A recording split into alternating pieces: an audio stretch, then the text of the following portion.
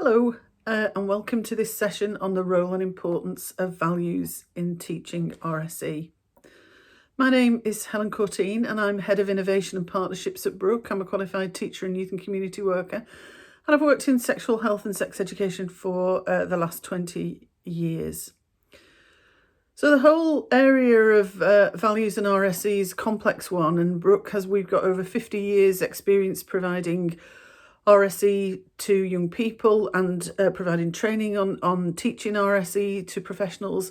So in this session, I'm going to share some of our learning about the role and values and beliefs from that work that we've done. So in this session, we're going to explore how a range of values impact on RSE teaching and how developing a strong sense of professional values can inform and really support us in our work to provide young people with the best possible experience and education in relation to relationships and sex. So what I hope by the end of this session is that you'll be able to recognise that RSE teaching, wherever we do it, takes place within the context of a range of both complementary and competing values and beliefs. So there's a lot going on in terms of values and beliefs when we're thinking about RSE. And then we want to move on to look at an overview of the professional values which support the delivery of effective RSE. So to do that, I'm going to just very briefly look at the context of RSE and then look and unpack a little bit more about the range of values that can impact on RSE when we teach it.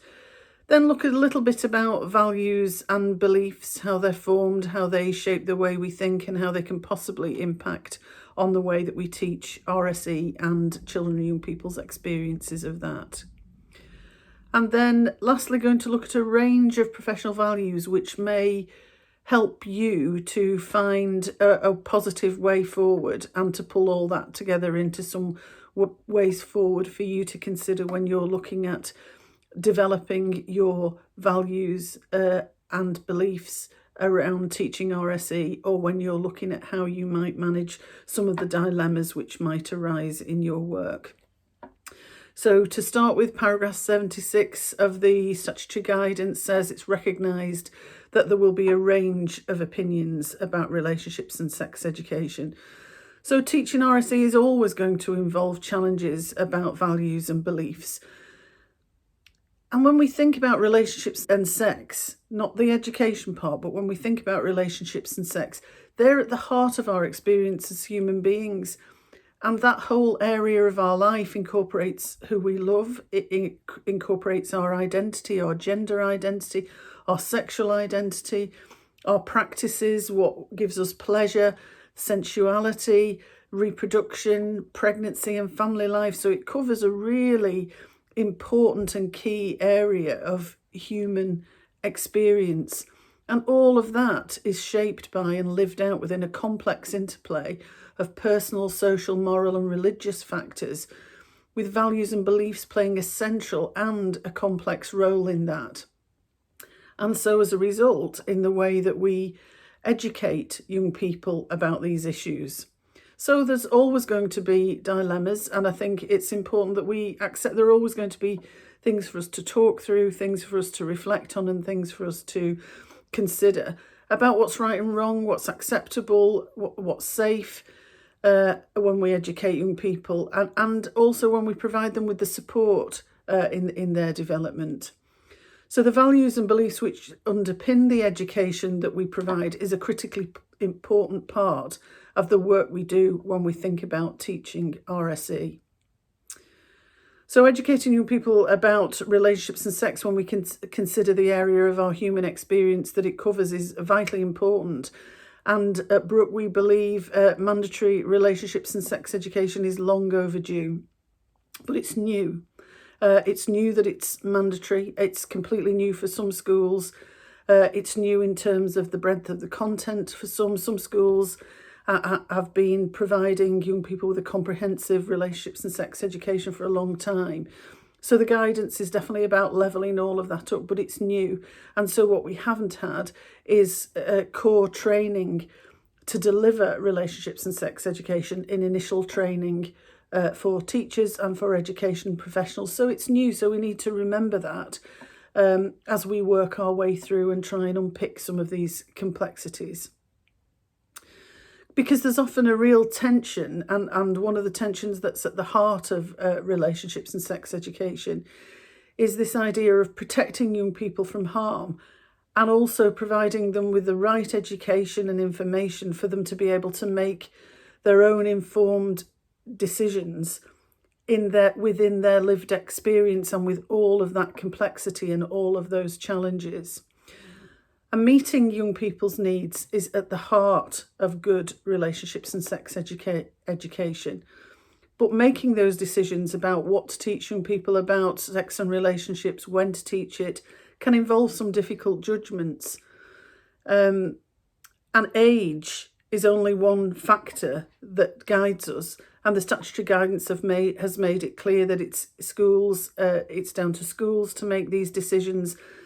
The guidance is given in terms of primary and secondary. It isn't even given by key stage. So there are decisions for us all to make about what we teach and when. And we're not always clear on the messages, the lived experiences of young people and the messages that they've received already about relationships and sex education and the context of their lives, that they're living out the education that we provide. So key message for us in this session is it does mean we have to give this some thought, we have to reflect on it, and we have to think how we're going to approach it, and critically what values are going to underpin this work.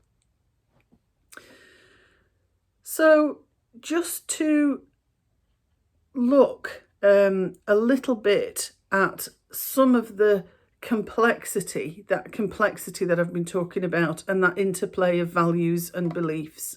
So it's layered and it's complex, generates heated debates. I'm sure we can all think of some of the things that have caused discussion and conversation, could cause us to be concerned about responses from parents and carers.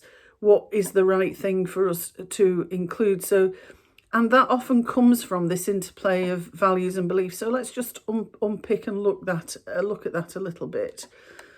So we have our personal beliefs, the things that are really important to us. We have general professional beliefs that are laid out in the teaching standards. We're going to be looking at these a little bit later, and that are in the statutory guidance. And then we have the values that are part of our school, college, or the educational organisation that we work for. What are the key values and beliefs that operate there? Then we have the values that are operating in the community. What generally are the values that the community hold. Then we have religious values, and where we are delivering relationships and sex education in a specific faith context, we have that specific faith context and those values and beliefs, but also we have the range of values and beliefs for a variety of religions. Then we have cultural values and beliefs, and last and definitely not least in this process, young people come to our relationships and sex education that we provide already with their own values shaped by their lived experience. So the guidance and the DFE recognise that what's going to be challenging and what dilemmas are going to arise from this interplay of values is going to be different for different schools, different in different contexts, and will change over time. So it really is something that we need to get ready and feel confident in our ability to manage and address this and navigate a way forward that is consistent with the values that we set for our own educational endeavours within our own organisation. So just as we go through the next bits, just think what have been the issues that have been live for you in relation to relationships and sex education. What are the things that have caused you to have conversations that have caused people to question and possibly challenge the education that you're providing? And what are the different values and opinions that have been around that? We highlight personal values because we don't teach RSE, none of us teach RSE in a vacuum. And there's work for us all as individuals to do in recognising our own personal values, but also valuing the personal values that we have. Because if we recognise them and we value them, then we can separate them, we can leave them as we apply the appropriate professional values when we teach RSE. So it's really important that we give ourselves a little bit of time to recognise that we don't come to this blank, we don't come to this without our own values and beliefs. And we honour and respect and hold those as important, but we are able to separate them from the values that we're going to apply. Where they harmonise, that's easy and that's good, but there may be points where it clashes, it's a little bit difficult, and we might need to work out how we're going to resolve those as we implement our professional and organisational values. Because what we're wanting to do is minimise any potential negative impact and make the RSE that we teach as consistent as possible and as intended as possible. So we can really see that there's a whole range of values and beliefs that have that interplay and connect around the RSE that we teach. So exploring the impact of values and beliefs is really important to ensure that the RSE that we do provide is of the highest possible standards, that it meets the developmental needs of children and young people and prepares them for a life in a 21st century liberal democracy that really values equality and inclusivity, and that's embodied in law. So we're starting to see the bones of where we can say the values around teaching RSE is making sure that we meet their needs and that we're preparing them for life in a 21st century liberal democracy. So we're going to look just a little bit about values and beliefs now. Attitudes, values and beliefs generally are about what is considered to be right or wrong, important or unimportant to an individual. And one of the qualities about values and beliefs is that they're emotional, that there's a very strong feeling connection with our values and beliefs. And we feel something when they're honoured and when they're dishonoured. Our values and beliefs shape our internal worlds. They govern our thoughts, feelings and what we do. They're different for everyone. And we all have our different values that will present us with dilemmas at different points. And our values and beliefs, really, this shows the strength of them, and the strength of how they are held is that they can motivate us to act even when it involves suffering. So if we think of the value of duty and loyalty, even when there's a personal cost involved, if that value is something that we hold to be really important, that it shapes our internal world, it has that emotional energy, we will do it even though there may be even a high personal cost. Our values and beliefs are very powerful and they bring a lot of energy. And I think any of us that have been involved in anywhere where there's been a difference of opinion, where that value base has come from different perspectives, we recognise that they bring a lot of passion, a lot of energy with them, and they can be very persuasive and very influential. So it's these qualities about values and beliefs that we need to recognise as we think about how we're going to shape ours going forward for RSE, but also how we're going to approach and manage some of the dilemmas and some of the differences of opinions that will arise. So if we look at just a little, this is very brief, and most of our learning, all of this comes from the learning that we've done, has come from a look at how CBT shaped and positive psychology has shaped our understanding of values and beliefs and how important they are in what we do. And there's one quality about values and beliefs that I think is really important to draw our attention to when we're thinking about relationships and sex education, is the fact that they're both taught and they are learned by, at the start, they're learned from important people in our lives and they're shaped by our upbringing and experiences. I'm just going to come back to that point in a second. But they're usually set at a young age and they help make sense of our formative experiences. But they're not necessarily, the beliefs that we end up with are not necessarily based on facts or on hard evidence, but nonetheless they are deep-seated and embedded. And the good news is they can be very difficult, but they're not impossible to change. So I just want to come back to this point that I think is really important for us to consider in terms of RSE, the RSE that we deliver, is this notion of our values are both taught and learned. So it's almost like the difference between what we say we believe and what we actually do, and what people would learn from what we do. And I think it's a really important consideration for us in our relationships and sex education, and it's something we've had many conversations with, and is recognised in the whole school approach, that what we teach in the classroom, for example, about if we just take, we teach the importance of respect in relationships, that has to then be reflected in children and young people's experience of the school culture and ethos and everyday school life. So there's definitely something for us to consider about what young people learn from the values that we teach, and that we teach them, but also what they learn from being around us. And young people, without a doubt, in our experience at Brook, learn from what we don't tell them, what we avoid, and the messages that we give without necessarily knowing. Because one of the characteristics about of values that's important for us to remember is that they can be both conscious and we're aware of them and we can articulate them, but they're also unconscious and they still govern our inner worlds and drive what we do, govern what we do. So when we put all of those ideas about the quality of values and beliefs with RSE, that's about what's considered to be right or wrong, important or unimportant with regard to relationships and sex. And we've seen that there are multiple perspectives on what should be taught. And values and beliefs are likely to be strongly held, but not always consciously held. So our personal and professional values inform the RSE teaching and the impact, the messages that we give young people.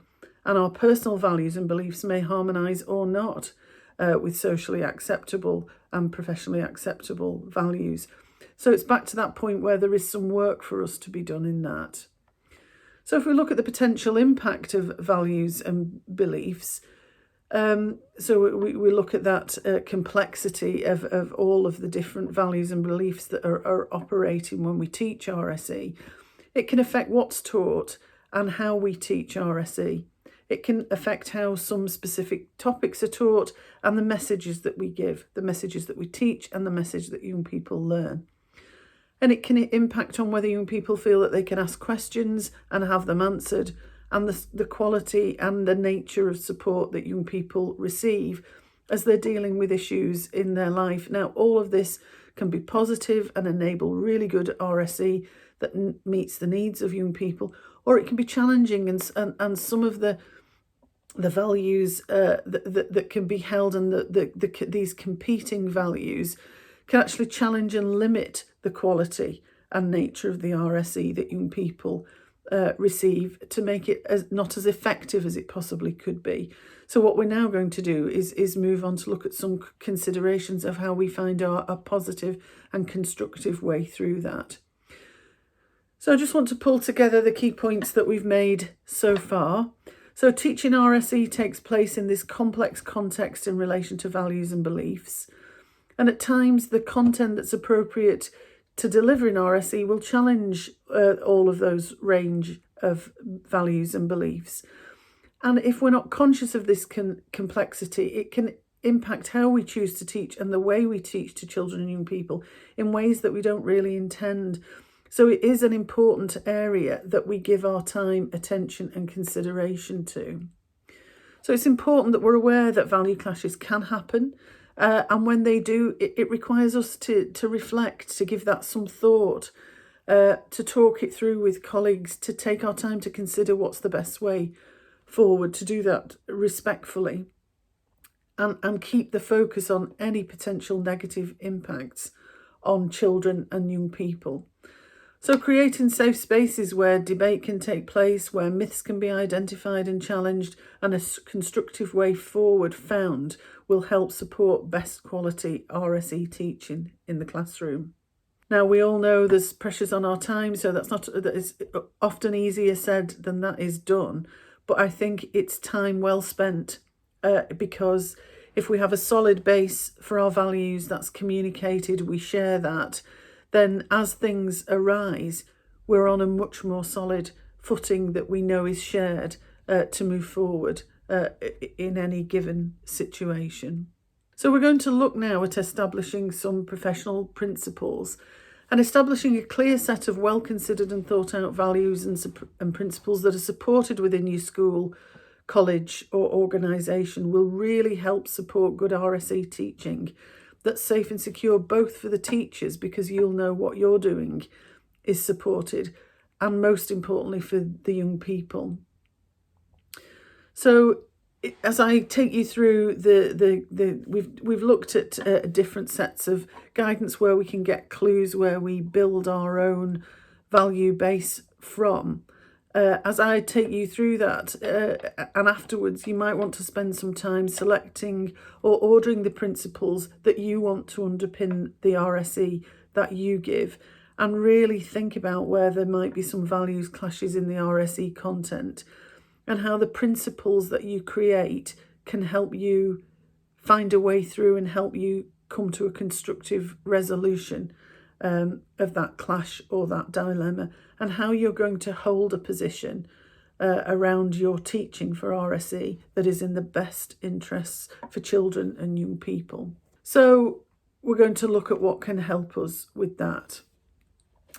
So the first thing we would say is really, there's a lot of this that we can't stress enough, but this is one of the things that definitely we can't stress this enough, is to understand the lived experience as far as we can. What are our young people that we are providing this education to? What are they facing?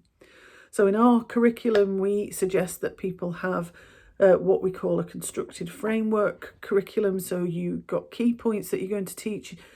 You know when you're going to teach certain things, but actually you retain an amount of flexibility within your curriculum in order to respond to young people. So you've got a good solid framework of developmental teaching, but actually you keep a flexibility both in our attitude and approach to the teaching, but also in your timetabling and your teaching structure, so that as issues arise, as trends develop, as particular issues happen for children and young people, you've got the space and time to respond to that. So we've just put this together for you to give you some ways that you can pull together that sort of data overview, and then where you can match that with your qualitative conversations that you might have with young people, parents and carers, colleagues, and across your school teams, so that you know what are the key issues. So we've got child and maternity, the CHIMAT data, the teenage pregnancy knowledge exchange, the sexual health education unit, which gives you up-to-date localised knowledge for schools and student health surveys, the Association for Young People's Health. Every 2 years they produce a comprehensive update on the main health issues for young people, and throughout the 2 years they lead various initiatives to gather information about young people's health. They have all of that available in a single download. They have slide sets available for you, so you can share that with colleagues, you can brief each other. Become familiar with your local strategies, your local joint strategic needs assessment, your children's plan, on all of the local networks for the key trends that are being addressed in your local areas. And then you have local and specialist intelligence, and by that I mean you look at the people, so Barnardo's, NSPCC, us, Brook, Young Minds, all of these specialist organisations are really looking on our collective behalf to see what are some of the real challenges, and really dig into some of the areas that are much more challenging and much more specialist. So I'm thinking of all of the equality areas, so looking at particularly the needs for children and young people with disabilities, those at risk of or experiencing sexual exploitation and sexual abuse. So really, it's worth the time, and it's such an important thing to do, to understand the issues that your young people are facing. And then lastly, you bring all of that together with what your young people in your setting are telling you.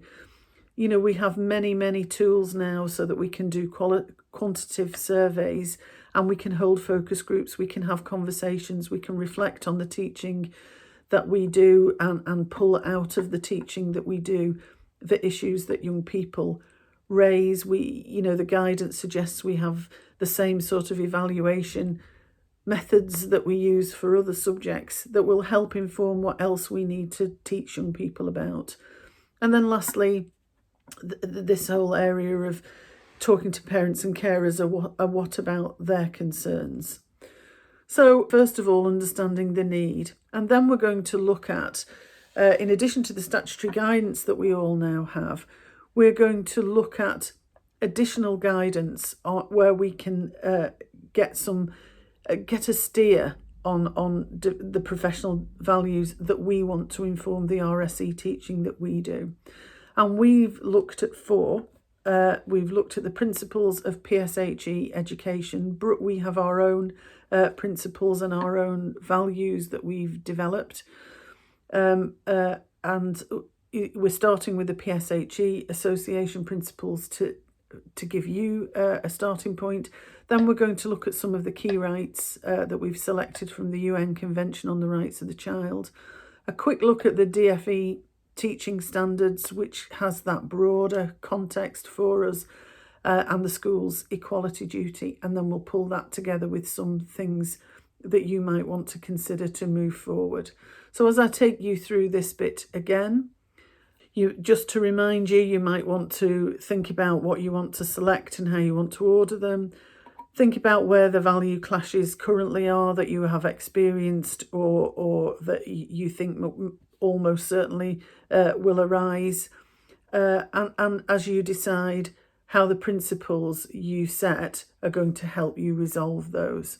So let's take a look at the 10 principles that the PSHE Association.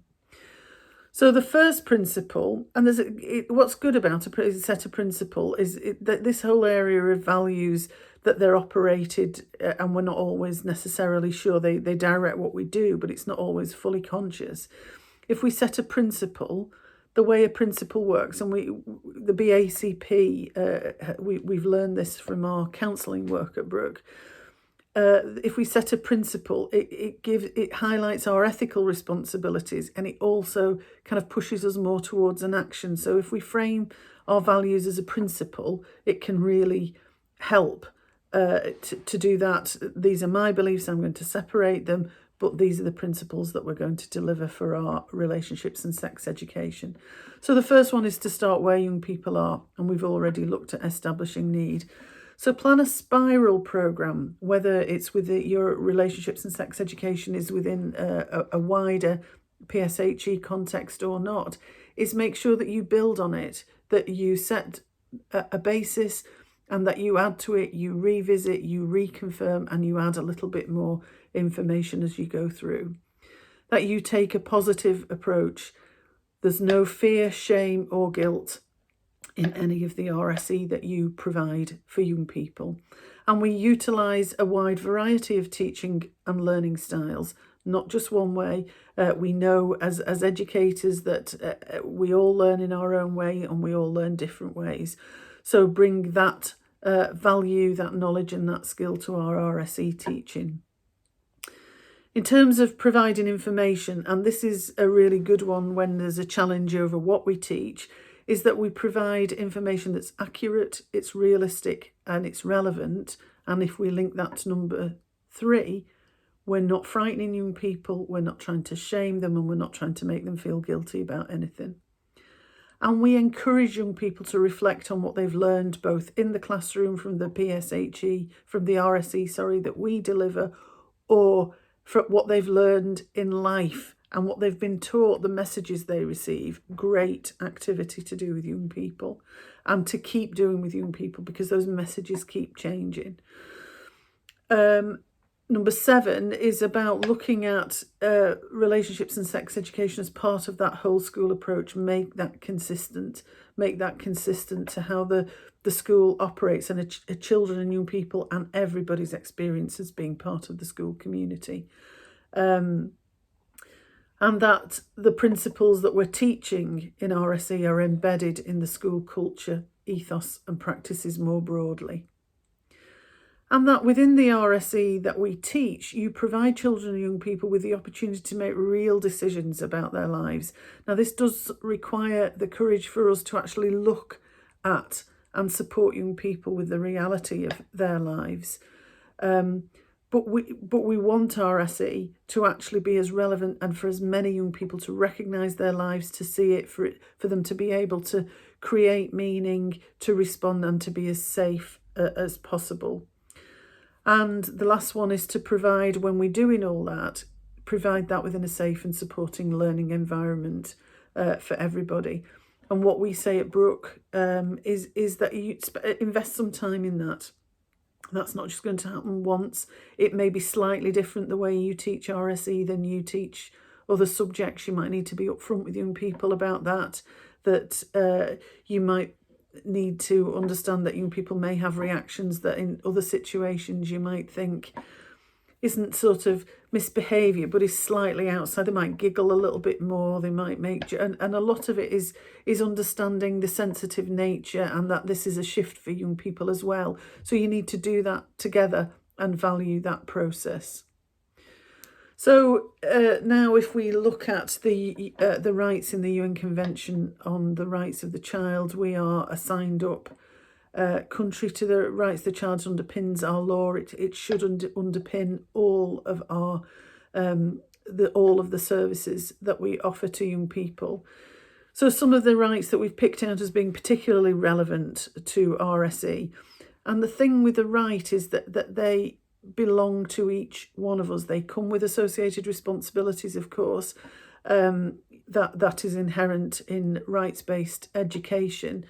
But some of the rights that we've picked out as being relevant to address within RSE is that children and young people, Article 14, have the right to freedom of thought, conscience and religion. So whatever their community, cultural, religious and social values, each one of us has the right to develop our own approach and our own. We're all free to think and respond to our own conscience, and that's a right that we all have. Children and young people have the right to privacy. There are certain caveats around that for health services, but they have the same rights to privacy as adults do. Young people have a right to access information in all its forms. They have the right to express their views and for those views to be listened to. They have the right to education of the highest attainable standard and protection from all forms of abuse and sexual exploitation. And we've highlighted particularly that disabled children have the right to enjoy life and participate in society. As we look at the needs for young people, and then we look at the rights that we have, and we have the PSHE principles, we can start to shape why we are going to teach what we're going to teach in the way that we're going to teach it. And this is our justification. This is our reason. So now if we look at the DFE Teaching Standards, these are the broad standards that teachers are expected to demonstrate consistently, highly, and these statements define the behaviour and attitudes that set out the required conduct for teachers throughout their career, because it's seen that teachers uphold public trust. It's an area where the public have a high level of trust in teachers.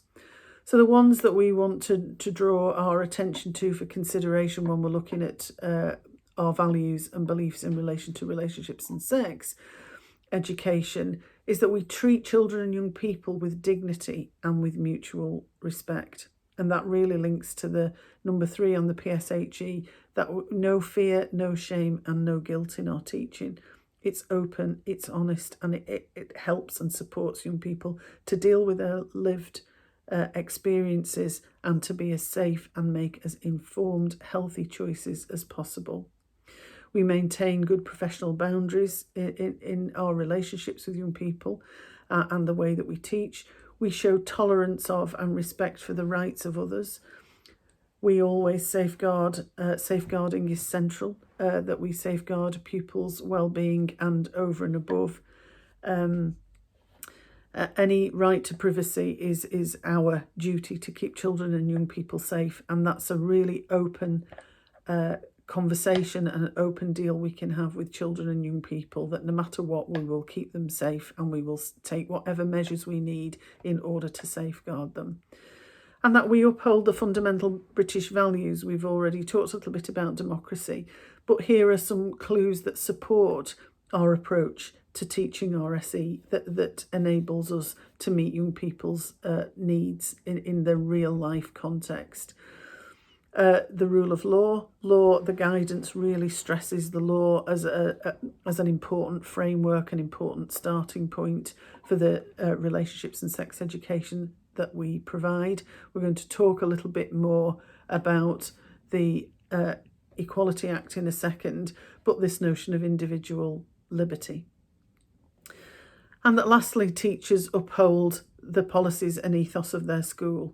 And that's why shaping your ethos and policy is a responsibility of all of us, and being clear about what those values are and how we're going to live those values out in reality is a really important part of that. So the guidance, if we now move on to the Equality Act, the guidance reminds schools of their duty under the Equality Act to make sure that no pupils experience discrimination or harassment in relation to their protected characteristic, and also to foster good relationships. So if you look at the wheel there, we have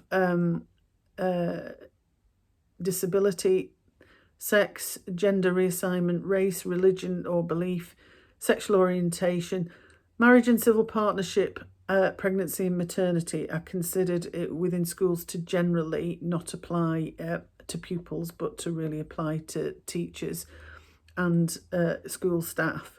And the last one is age.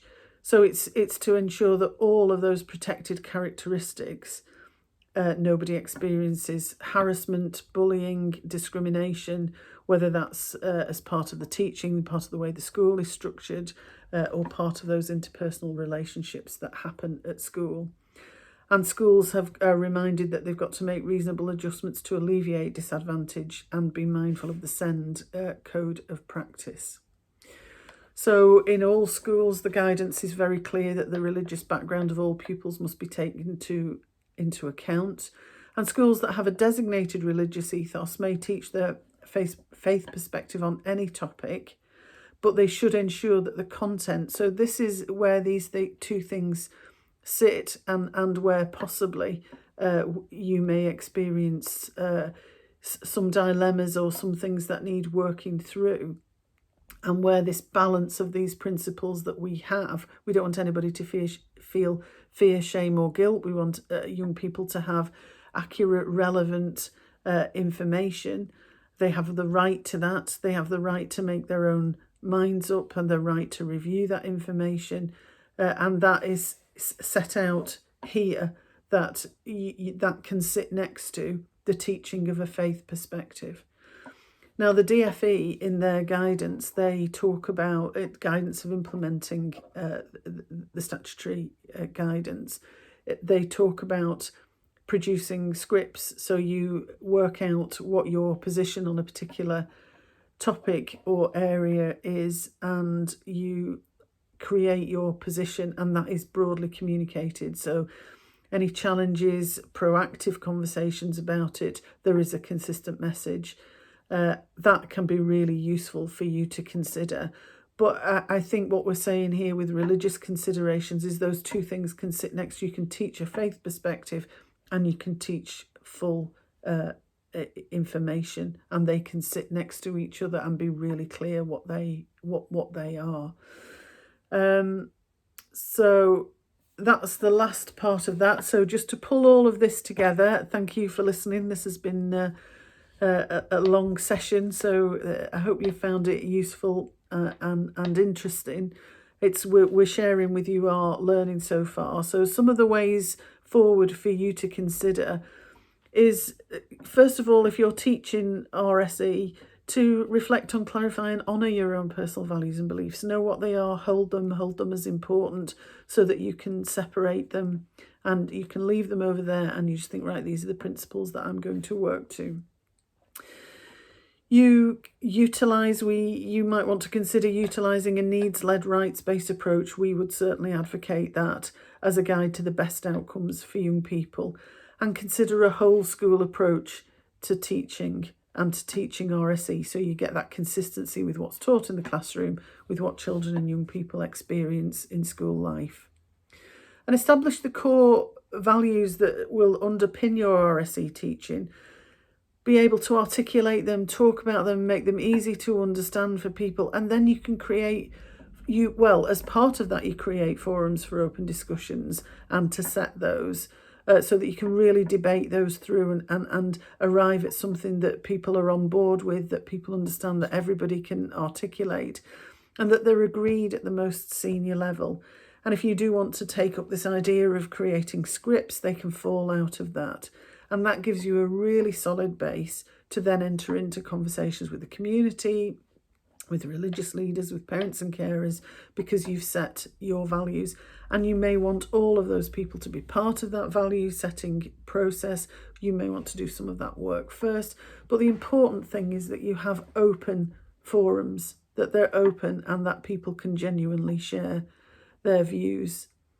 And that you involve young people and parents and carers in discussions about values once you've set them. So I think that's a useful conversation, that you have that conversation first and then you involve children, young people, and then you might change them again. So there's a line but you do some work first on that, and then you can involve young people, children, young people, parents and carers. You may want to do that in a different order, start with them, but there's definite value in some professional consideration before you have those conversations.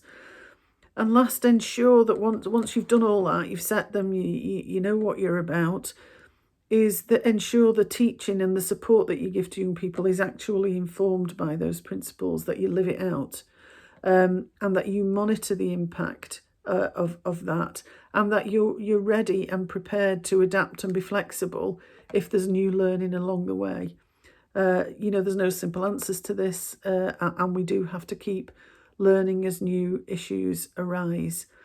So that's the end. Thank you very much for listening. I hope you've found that useful. There's some bits that have given you a little bit of food for thought. Please do look at our website.